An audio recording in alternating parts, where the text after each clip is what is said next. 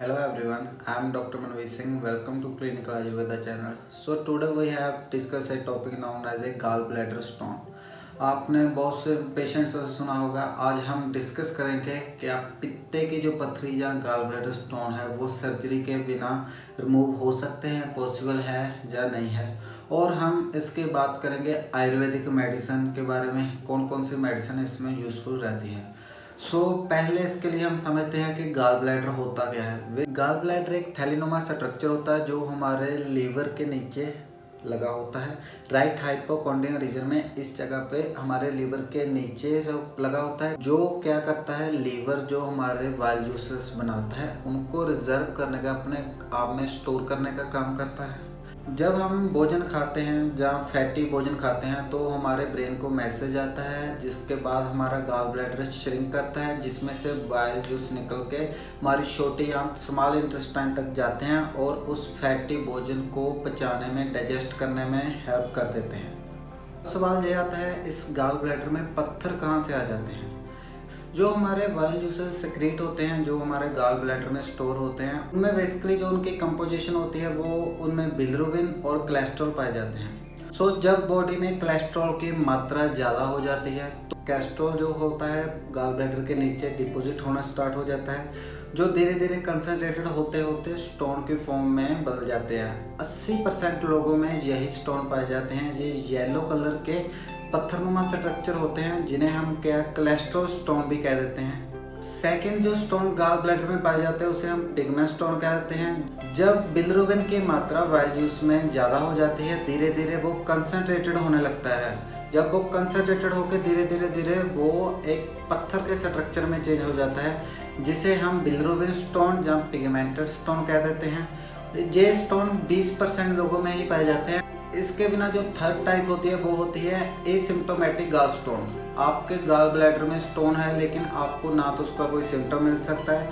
कई पेशेंट मैंने अपनी प्रैक्टिस में ऐसे देखे हैं कि पूरी उम्र में उन्हें ना तो कोई कभी पेन हुई, वो स्कैन किसी और चीज़ के लिए कराने गए तो उस स्कैन से उन्हें पता चला कि उनके गाल ब्लैडर में स्टोन है। लेकिन ये एसिम्प्टोमेटिक स्टोन किसी भी समय सिम्प्टोमेटिक स्टोन में चेंज हो सकते हैं, जिसकी वजह से आपको पेन हो सकती है, वॉमिटिंग हो सकती है और भी इंडाइजेशन हो सकता है, पेट फूल सकता है, पेट में भारीपन रह सकता है। बात करते हैं गाल स्टोन में सिम्टम कैसे अपनी बॉडी में डेवलप होते हैं। जब इस स्टोन का साइज नॉर्मल से बढ़ने लगता है तो जो रास्ता है जहाँ से बाइल जूस से क्रिएट होने हैं, जब हमने कुछ खाया और ब्रेन तक मैसेज पहुँचा, उसे पचाने के लिए हमारे गाल ब्लैडर से बाइल जूसेस निकले और बाइल डक्ट से होते हुए उन्हें स्मॉल इंटेस्टाइन तक पहुंचना है। लेकिन बाइल स्टोन की वजह से उनका रास्ता जो रुकने लग गया।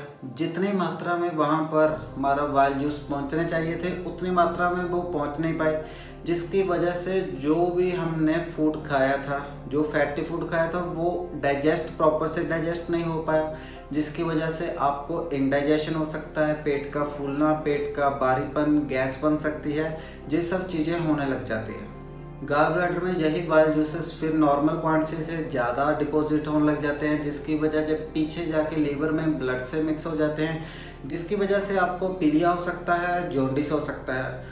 अगर इस कंडीशन को ना ट्रीट किया जाए तो आपके समय के साथ गाल ब्लैडर में मल्टीपल स्टोन फॉर्मेशन हो जाती है। मल्टीपल स्टोन फॉर्मेशन होने के कारण आपके गाल ब्लैडर की बाल में इरिटेशन होने लगती है, जिसकी वजह से इन्फ्लामेशन हो जाती है। इन्फ्लामेशन होने की वजह से वहाँ पर सीवियर पेन होती है, जिसे हम अक्यूट कोलिसिस्टाइटिस कह देते हैं। ये एक मेडिकल इमरजेंसी कंडीशन ली जाती है, जिसमें बहुत ज़्यादा सीवियर पेन पेट में उठती है। ये सीवियर इंटेंस पेन आपके राइट हाइपोकॉन्ड्रियम में हो सकती है, राइट हाइपोकॉन्ड्रियम जाते हुए बैक साइड को और राइट शोल्डर तक भी आ सकती है। इसके बिना दूसरी जो कंडीशन होती है वो क्रोनिक कोलेसिस्टाइटिस होती है, जो बहुत लंबे समय से, जैसे जिनमें एसिम्प्टोमेटिक स्टोन रहते हैं, वो क्रोनिक कोलेसिस्टाइटिस में चेंज हो जाते हैं। अब बात करते हैं इसमें क्या क्या कॉम्प्लिकेशन हो सकती है। सीवियर जॉन्डिस हो सकता है, कोलेंजाइटिस हो सकता है। जो हमारी बाइल डक्ट है गाल ब्लैडर से जो एक पाइप निकलती है उसे हम बाइल डक्ट कहते हैं, उसमें इन्फ्लामेशन आ सकती है जिसे हम कोलेंजाइटिस बोल देते हैं। अगर इस बाल जूस के कारण पैनक्रिया में इन्फेक्शन हो जाती है तो उसे हम पैनक्रेटाइटिस कहते हैं, जो बहुत ज़्यादा वर्स्ट कंडीशन होती है। और अगर यही इन्फेक्शन हमारे ब्लड में चली जाती है तो उसे हम सेप्सिस कह देते हैं, वो भी आपको हो सकती है। अगर अक्यूट कोलेसिस्टाइटिस को ट्रीट नहीं किया गया तो आगे जाके गॉल ब्लैडर कैंसर बन सकता है और लीवर का कैंसर भी बन सकता है, जिसकी वजह से पेशेंट की जान भी जा सकती है। सिम्टम्स की बात करें तो आपको सीवियर नोजिया हो सकती है, वॉमिटिंग हो सकती है और सीवियर पेन हो सकती है। अगर आपके बाइल डक्ट में आके स्टोन ऑब्स्ट्रक्ट हो जाता है तो आपको ऑब्स्ट्रक्टिव जॉन्डिस होने के चांस रहते हैं। इसकी पेन आपको 30 मिनट से लेकर 12 आवर तक रह सकती है। अगर आपका ये गॉल स्टोन स्मॉल इंटेस्टाइन में चला जाता है तो आपको इंटेस्टाइनस आइलेस हो सकता है, बहुत रेयर होता है, जिसे हम आल्सो गॉल स्टोन आइलेस कहते हैं। अब डायग्नोस की बात करें तो अक्यूट फेज में WBC इंक्रीज हो सकते हैं।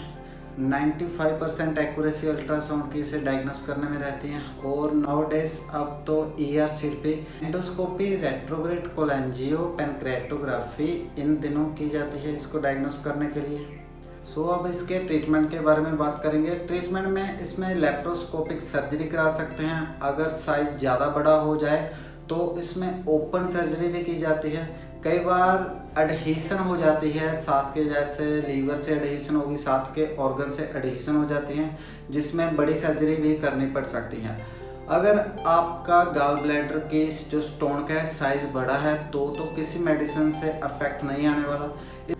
अब बात करते हैं इसके हम आयुर्वेदिक ट्रीटमेंट के बारे में। इसका जो आयुर्वेदिक ट्रीटमेंट है आपका लंबा चल सकता है, 6 महीने से 2 साल तक चल सकता है। पेशेंट में देखा गया है आयुर्वेदिक ट्रीटमेंट लेने के बाद भी 4 से 5 साल के बाद फिर से गॉल स्टोन में पाए गए हैं। ट्रीटमेंट ऑफ प्रिंसिपल हमारा इसमें पित्तवर्धनम एंड कफ विलयनम रहेगा।